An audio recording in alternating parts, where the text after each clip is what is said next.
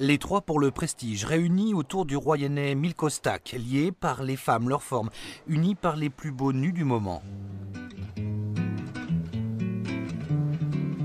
Avec ses petites lunettes rondes, l'héritier de Modigliani fait escale sur la côte. Alain Bonnefoy pose d'ailleurs ses valises un peu partout dans le monde, surtout en Asie.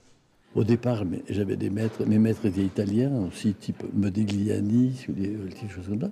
Mais en même temps, l'Asie, j'ai été 33 fois au Japon, vous voyez, c'était aussi une passion folle. Au Japon, en Corée aussi. Pour moi, si vous voulez, en fait, c'est une vie. Je pense que j'étais pas capable de faire autre chose. Pendant plus d'un mois, une cinquantaine d'œuvres de ces trois artistes est à voir au Palais des Congrès. Une exposition rare dont le Royannais Milko Stak voulait absolument pour montrer du grand art aux gens, à un maximum de monde.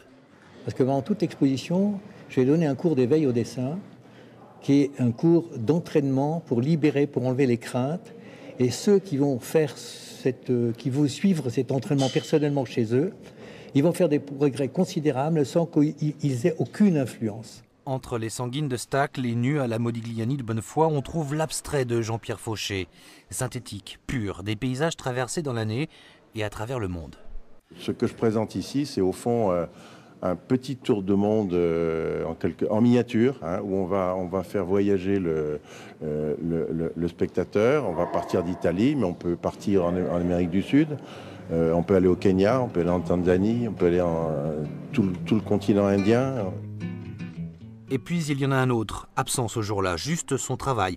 Ces photos sont très rarement exposées d'ailleurs, c'est une des premières fois qu'il les montre au public. Serge Van Puck, ou L'eau en tout petit.